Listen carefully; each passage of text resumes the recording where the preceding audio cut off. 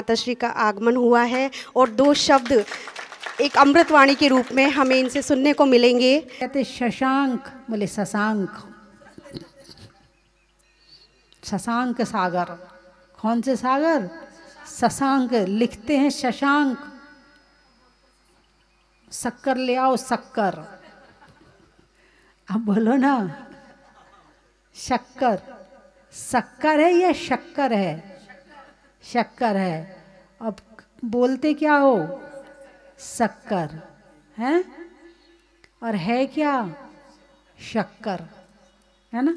और एक नहीं, ऐसी ये शा और शा की गलती तो बहुत जगह करते हो, और संस्कृत में इसका उच्चारण बड़ी अच्छी तरह से करना चाहिए। संस्कृत ही क्यों, हिंदी में भी करना चाहिए। जहाँ शा है वहाँ शा बोलो, क्योंकि अर्थ ही बदल जाता है। बोले सकल व्रती, शकल व्रती। अब शकल व्रती में क्या लोगे? इसका मतलब चेहरे वाला व्रती, है ना। अर्थ ही बदल गया। बहुत सारे शब्द हैं जिनके अर्थ बदल जाते हैं। एक मात्रा का अंतर, एक बिंदी का अंतर पूरी दुनिया को बदल देता। चिंता, बिंदी हटा दो,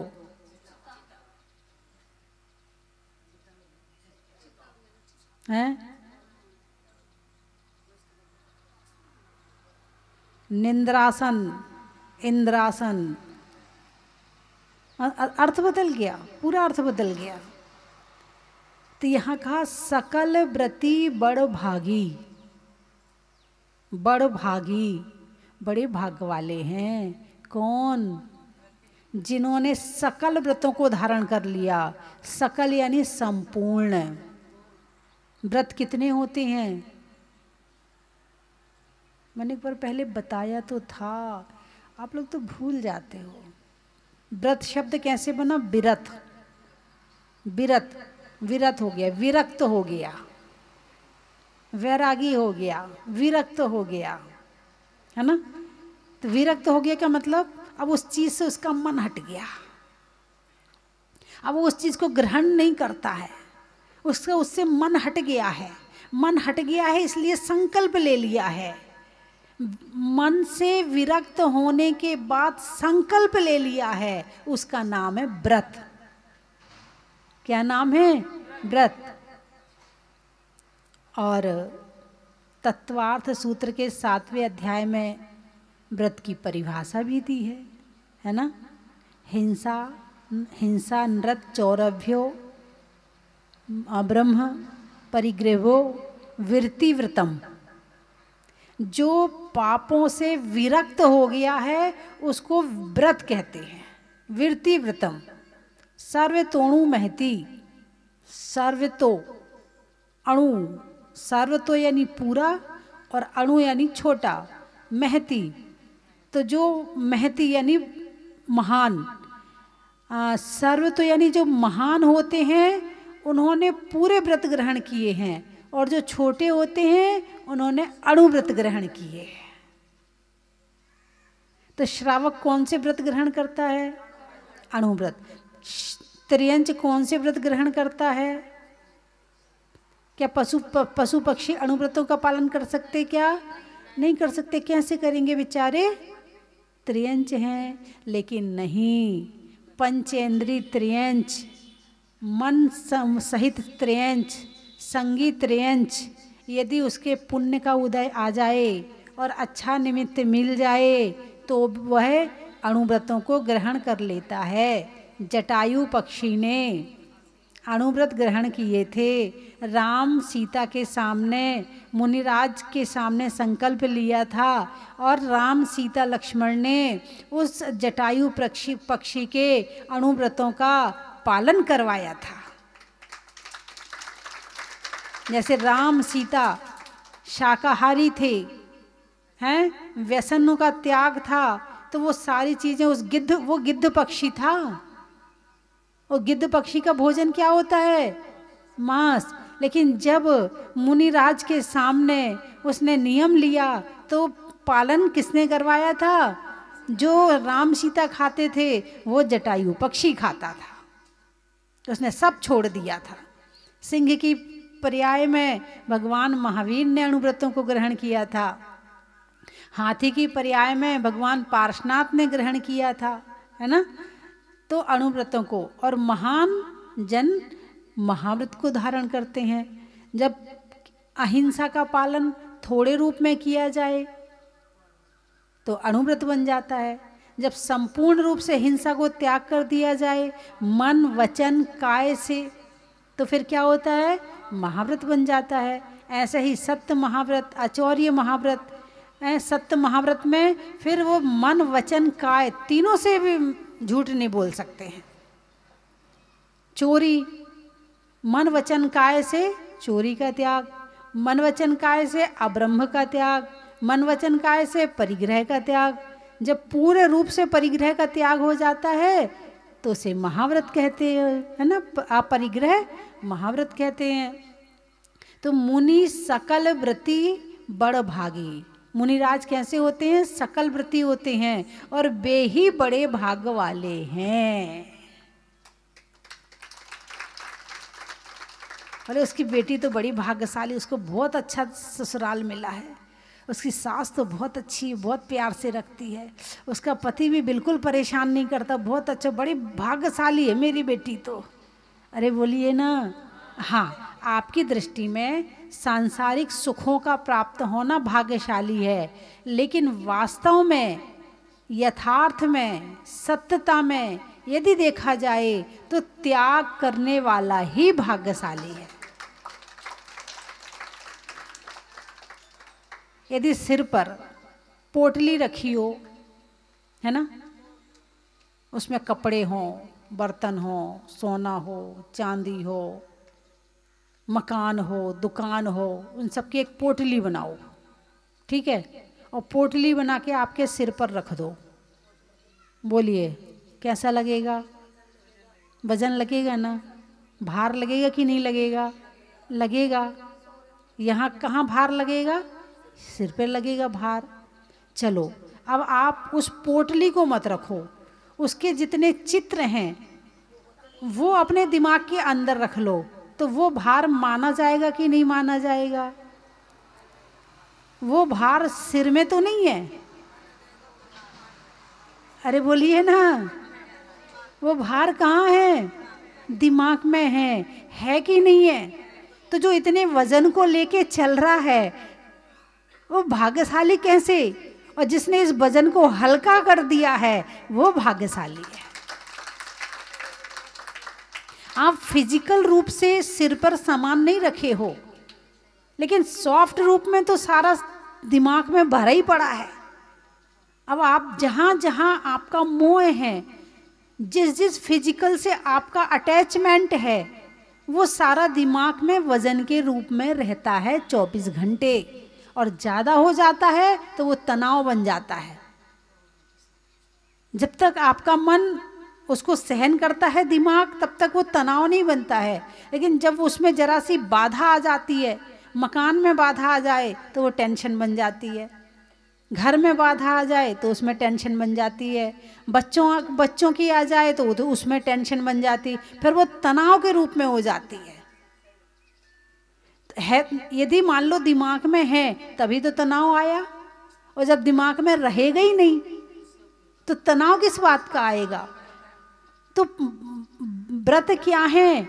अपने बाहर के जितना वजन था उसको हल्का करना, उसका नाम है व्रत। और लोग व्रत लेने से कितना डरते, हमसे तो नहीं हो पाएगा, हम हल्के नहीं होना चाहते, हम वजन लेके चाहे कितना भी चल लेंगे, हमें तो आदत पड़ गई कितना भी सिर पे रख दो। एक साड़ी, दो, जिसके पास 100 साड़ी है तो 100 साड़ी का वजन है, 200 है तो 200 साड़ी का वजन है। वजन तो है ना कि मेरे पास 200 साड़ियाँ हैं, कौन सी पहनूं? अलमारी के सामने खड़े होके तो 10 मिनट यही देखना पड़ता, कल ये पहनी थी, परसों ये पहनी थी, अब ये तो बार बार पहन चुकी है तो सब देख चुके हैं, अब ये वाले नहीं, अब ये वाली पहन लेती, अब ये वाली निकाली तो इसकी अब मैचिंग नहीं है साथ में, अब ये वाली निकली तो इसकी क्लिप नहीं है साथ में, अब ये नहीं तो कितना वजन है दिमाग में। कभी सोचा आपने इन सब चीज़ों में कितना दिमाग लगता है? तो वजन हुआ, मतलब दिमाग में वजन तो है ना, आपके सिर पे रखी हुई पोटली नहीं दिख रही है, लेकिन दिमाग में रखी हुई पोटली तो है ना, इसी से तो भारी हो रहे हैं। और जो जो जितना जितना त्याग करता जाता है वो उतना उतना भार रहित होता जाता है, और जो पूरा त्याग कर देता है वो पूरा भार रहित हो जाता। अब गृहस्थ कहते हैं माता जी क्या करें, माला फेरने में मन ही नहीं लगता है, माता जी क्या करें, मंदिर जाते पूजा करते तो हैं मगर पूजा में मन ही नहीं लगता, वो दिमाग घूमता रहता है, घूमता रहता है ना। हाँ, कहीं भी जाओ तो दिमाग स्थिर ही नहीं रहता है। और कुछ लोगों को तो ओवर थिंकिंग की बीमारी हो जाती है, दिन भर दिमाग में विचार चलते, दिन भर दिमाग में विचार चलते, एक सेकंड चलते तो सबके हैं, लेकिन उसके इतने तेजी से चलते हैं कि वो अपने आप को रोक नहीं पाता है, जहाँ लगाना चाहिए वहाँ लगता नहीं है, और इतने तेजी से चलते हैं कि उस पर वो कंट्रोल नहीं कर पाता है। आजकल ऐसी बीमारियाँ शुरू हो गई हैं, और इस बीमारी का मुख्य कारण है चिंता, तनाव और मोबाइल। सबसे बड़ा कारण तो मोबाइल है। मोबाइल में जब ये चलते हैं, चित्र चलते हैं, तो उस चित्र के साथ दिमाग चलता है। तुम क्या सोचते, मोबाइल तुम देख रहे हो, कुछ नहीं हो रहा तुम्हारे दिमाग में, इसका बहुत वजन बढ़ रहा है दिमाग में। मोबाइल आने के बाद में दिमाग का वजन 10 गुना बढ़ गया है। दिमाग में जो वजन बढ़ता है चीज़ों का, चित्रों का, वो 100 गुना मान लो आप तो। इसीलिए ये दिमाग में टेंशन, इसलिए दिमाग में तनाव आदि हो रहे हैं। और जितना मोबाइल कम देखोगे तुम्हारा दिमाग उतना वजन से कम रहेगा, और दिमाग में जितना वजन कम रहेगा उतना दिमाग हल्का रहेगा, और जितना दिमाग हल्का रहेगा उतना आप अच्छा फील करोगे, अच्छा महसूस करोगे। बात समझ में आई कि नहीं आई? पहले तो दुनिया भर के वैसे दिमाग में इतने कचरे डाल रखे हैं, फिर मोबाइल के माध्यम से डालते रहते, अब कहाँ तक ये दिमाग सहन करे। केवल सिर पे रखी हुई पोटली ही वजन नहीं होती है। आपको दिख रहा कि वो लकड़हारा इतना वजन लेके सिर पे चल रहा है, उसका वजन कम है, तुम्हारे दिमाग में वजन ज़्यादा है। भले तुम एसी में बैठे हो, गद्देदार कुर्सी में बैठे हो, बढ़िया वहाँ पर ठंडा ठंडा पानी भी है पीने के लिए, सब कुछ है तुम्हारे पास में, और एक लकड़हारा उसके पास सिर पर लकड़ियाँ रखी हैं, बोझ किसके सिर पे ज़्यादा है? फैक्ट्री चल रही है या कोई और काम चल रहा है, वजन किसके सिर पे ज़्यादा है?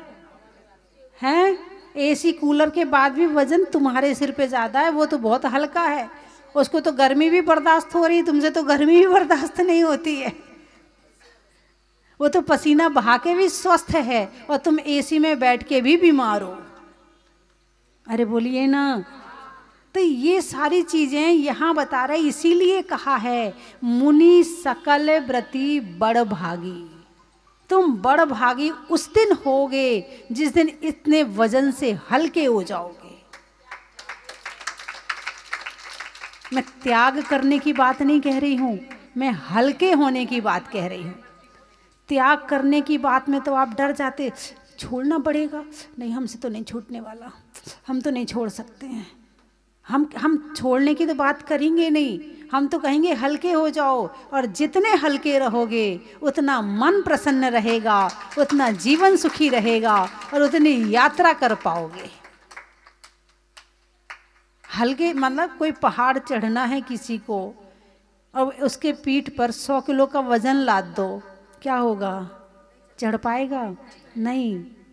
और यदि वो कोई वजन नहीं है उसके पास में और फिर वो चढ़े तो आराम से चढ़ जाएगा, है ना? वजन लेके नहीं चढ़ पाएगा। ये धर्म भी एक पहाड़ के समान है। इस धर्म रूपी पहाड़ को चढ़ना है तो ये जो दिमाग में इतना वजन लेके रखे हैं ना, इसीलिए आप नहीं चढ़ पाते हो। इसलिए कहते हैं हमारा माला में मन नहीं लगता, इसलिए पूजा में मन नहीं लगता, इसलिए स्वाध्याय में मन नहीं लगता, इसलिए भटकता है ये मन, कभी यहाँ कभी वहाँ कभी वहाँ। और जितने हल्के हो जाओगे तो मन में विचार भी कम होंगे, और जब विचार कम होंगे तो टिकेगा स्वाध्याय में, टिकेगा शास्त्रों में, टिकेगा माला में। ये धर्म भी एक पहाड़ है, इस पहाड़ पे चढ़ना है तो हल्के होना जरूरी। मोक्ष कहाँ है, ऊपर है कि नीचे है? अरे बोलिए ना। तो जितना वजन होगा वो कहाँ जाएगा? नीचे जाएगा। और जितना हल्का होगा और पूरे कर्मों से रहित होके हल्के हो जाओ तो मोक्ष पहुंच जाओगे। बात समझ में तो आ रही ना? हालांकि मैं शास्त्रों की भाषा में, कठिन भाषा में नहीं बता रही, बिल्कुल सीधी सीधी भाषा है। और वजन, और मैंने तो अभी कल भी बताया था, जिस दिन टेंशन हो और ज़्यादा टेंशन हो जाए तो क्या लगता है, लेट जाओ, पड़ जाओ, लाइट बंद कर दो, अंधेरा कर दो, किसी से बात करना अच्छा नहीं लग रहा, किसी से बोलना अच्छा नहीं लग रहा, लगता कि नहीं लगता? और दिमाग ऐसा लगता आज तो सिर बहुत भारी हो रहा है। जिस दिन टेंशन हो तो क्या कहते हो? आज तो सिर बहुत भारी हो रहा है, आज तो बैठा भी नहीं जा रहा है, बस परेशान मत करो, छोड़ दो मुझे अकेला। ऐसा लगता कि नहीं लगता? ये सिर भारी क्यों हो रहा है?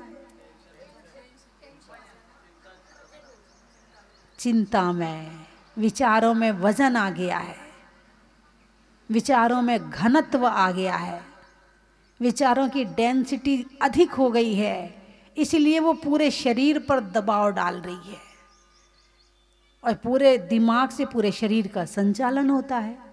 ब्लड सर्कुलेशन कहाँ से चलता है? दिमाग से चलता है।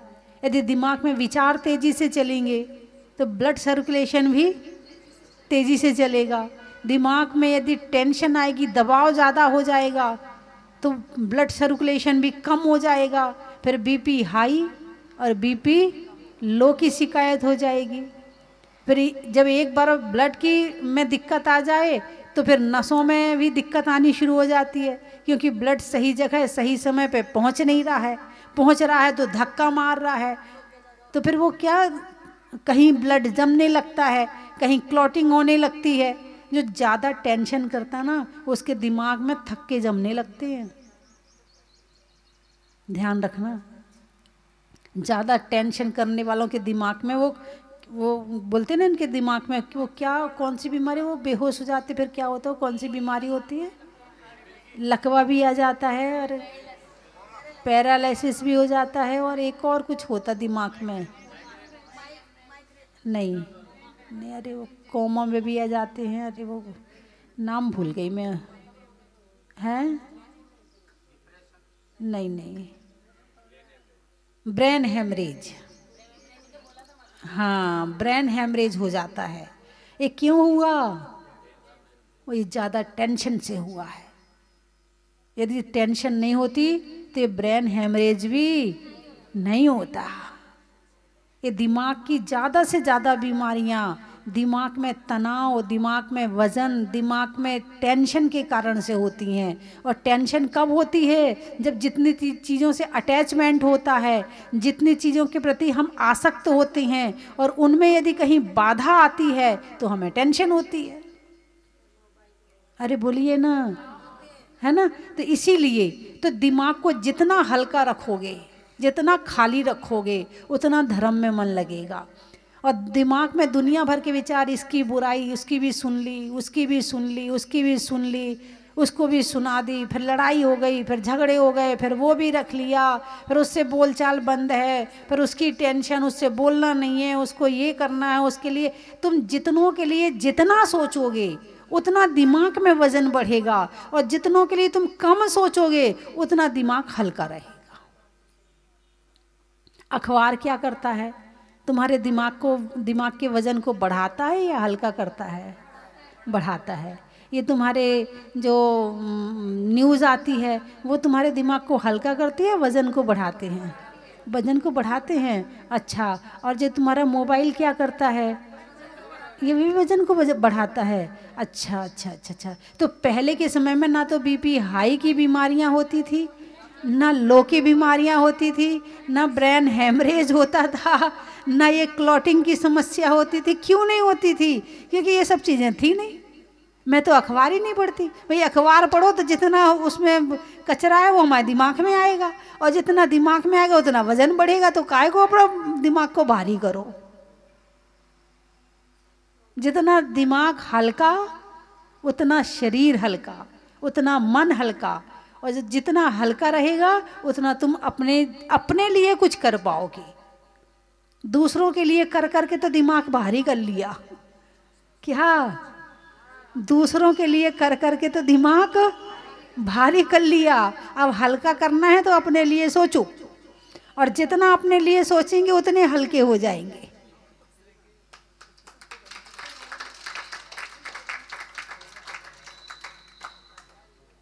कमरे में पलका का, भोजन में फुल्का का, और दिमाग में हल्का का। कर्म के हरने का, भाव से तरने का, और अपने अपने दिमाग को हल्का करने का। मृत्यु के बाद चिता का, घर में पिता का, और छोड़ने में चिंता का। अनाज में चने का, गर्मी में पने का, और अपनी आत्मा के विषय में सोचने का। भाई चिंता करोगे तो भी सब कुछ छूटेगा, और नहीं करोगे तो भी सब कुछ छूटेगा। छूटना तो है, हमारे करने कराने से कुछ भी होने वाला। मेहनत करो, प्रयास करो, पुरुषार्थ करो, उसमें कमी मत करो। फर्ज पूरा करो, कर्तव्य पूरे करो, अपना काम भी करो। लेकिन 24 घंटे जो टेंशन है ना, तुम्हारे टेंशन करने से काम हो जाता है क्या? इसलिए हमारे गुरुजी कहते थे, खाओ पियो मस्त रहो, धर्म करो व्यस्त रहो। पढ़ो लिखो व्यस्त रहो, काम करो व्यस्त रहो। व्यस्त रहो। व्यस्त का मतलब ये नहीं कि माता जी ने कहना व्यस्त तो हम तो चिंता करने में व्यस्त रहेंगे। अपने मन को सही जगह लगाओ। जहाँ मन लगाने के बाद मन हल्का होता है, मन में टेंशन नहीं आती है, मन में विचार बुरे ना आए, बात बार बार ना घूमे, ऐसी जगह अपने मन को लगाओ तो मन शांत रहेगा और अच्छा रहेगा और तुम्हें सुखी करेगा। और गलत जगह लगा दिया तो फिर ये हमें ही परेशान कर देगा। गाने में सुर का, नृत्य में नूपुर का, और आने वालों में जहाजपुर का। देवों में असुर का, रिश्तों में ससुर का, और आने वालों में जयपुर का।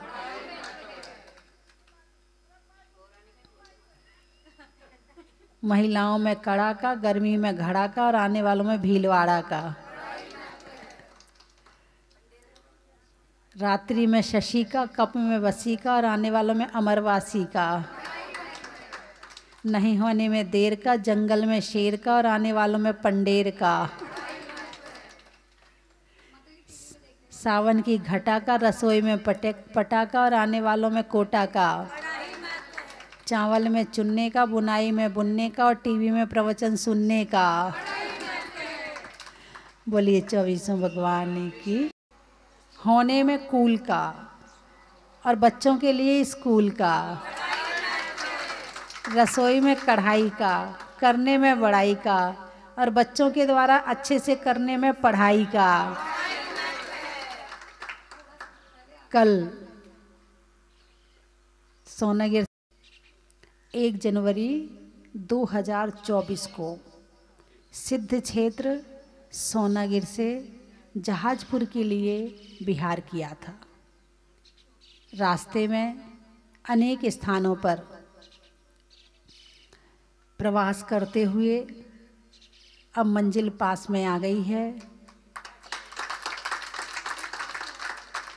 कल सुबह प्रातः 26 तारीख को जगह जगह से अनेक भक्तों के साथ में जहाजपुर, अतिशय क्षेत्र जहाजपुर में प्रवेश करेंगे। भगवान मुनि सुब्रतनाथ के दर्शन करेंगे, और बीच में केशवराय पाटन में सबसे अधिक प्रवास रहा 2.5 महीने का। वहाँ पर अतिशयकारी मुनि सुब्रतनाथ भगवान का मंदिर नवनिर्माण कार्य वहाँ भी प्रारंभ हो गया है। और कल आज समझ लो जहाजपुर तो हम आज ही पहुँच जाएंगे, 25 तारीख पंचमी लास्ट डेट है, आज ही पहुँच जाएंगे। और प्रवेश तो एक निमित्त है, पहुँच तो आज ही जाएंगे, है ना। और कल कलश स्थापना है, उस कलश स्थापना में भी आप लोग सब साथी हैं, आपको क्या कहना आना है आपको। आने वाले तो तैयारी कर रहे हैं। जो आज कम लोग हैं ना, आज पता कम क्यों हैं, ये तूफान के पहले की शांति है।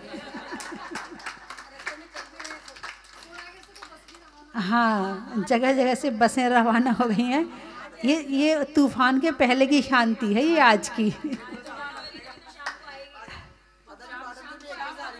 हाँ, पाटन और कोटा, जयपुर और पिड़ावा, डोला और केशवराय पाटन, हिंडोली, पैंच की बावड़ी, तालेड़ा, है ना। हाँ, काफ़ी जगह से भक्त लोग आ रहे हैं।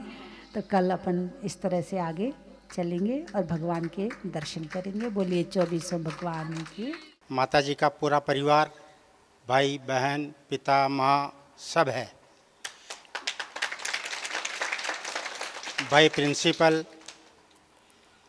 पूरा भरा पूरा परिवार, आप सब पोस्ट ग्रेजुएट, कहीं पढ़ाई में कोई कमी नहीं।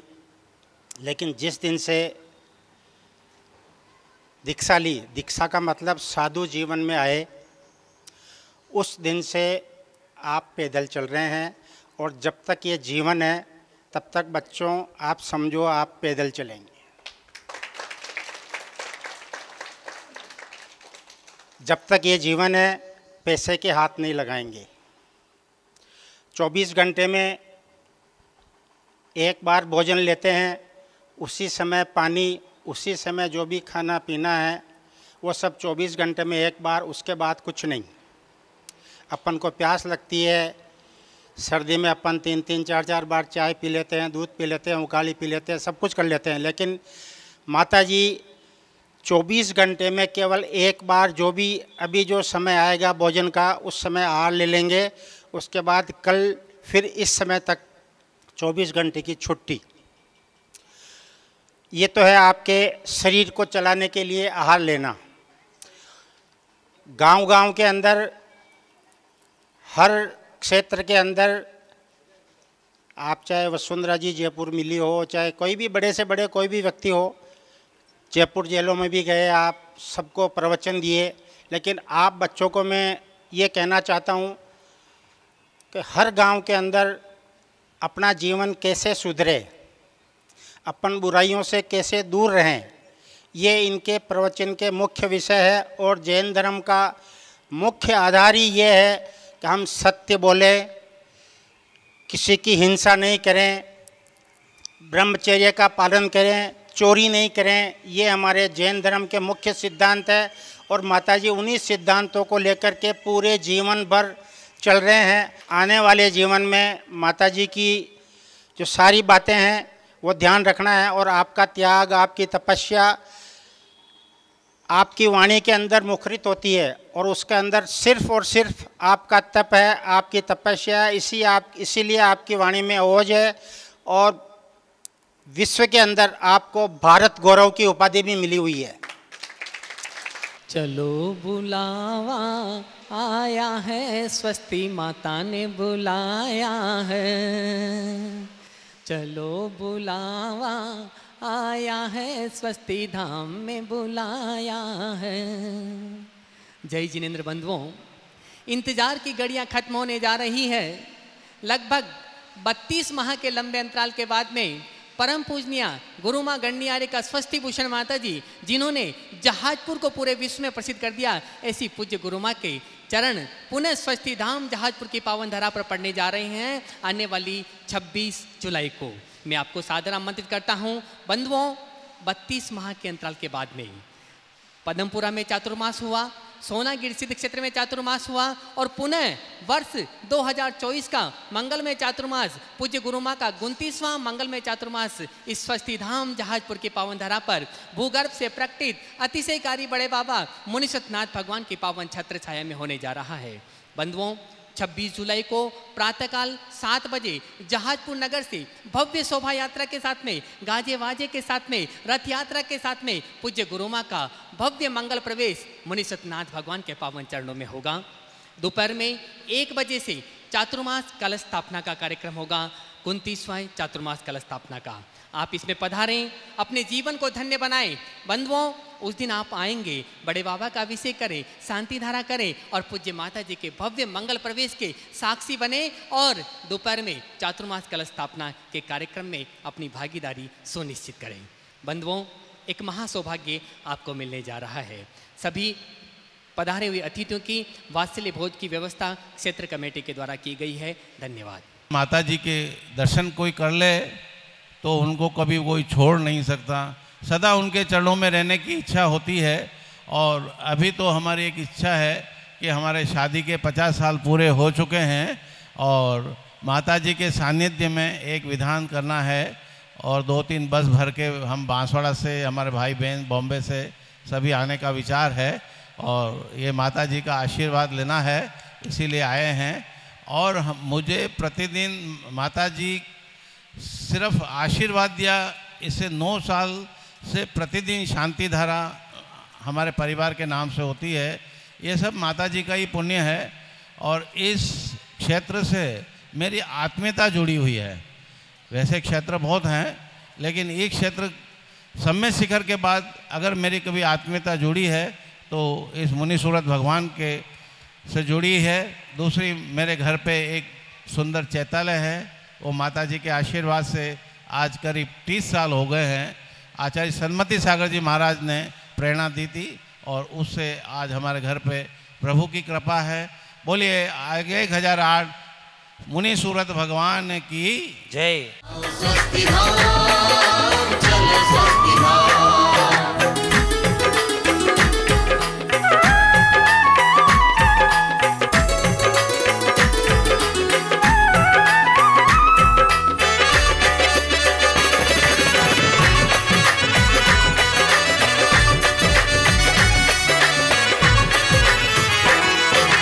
एक बार जो आया यहाँ पे बार बार आता है, जो ना आया एक बार भी निश्चित पछताता है। एक बार जो आया यहाँ पे बार बार आता है, जो ना आया एक बार भी निश्चित पछताता है।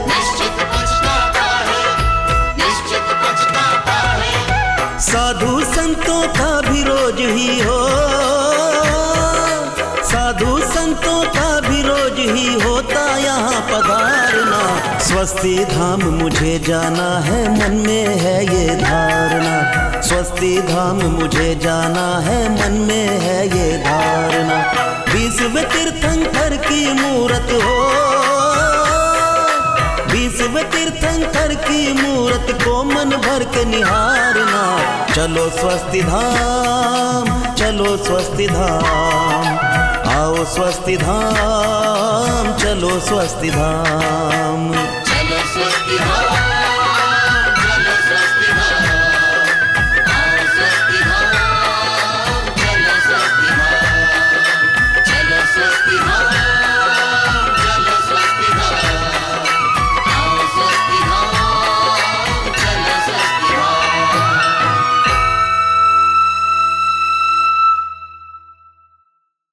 चन की थाल को सजाओ रे आज, रत्नों की थाल को भर लाओ रे आज। आओ आओ करे रे गुणगान आरती भगवन की। आओ आओ करे गुणगान आरती भगवन की। आओ आओ करे रे गुणगान आरती भगवन की।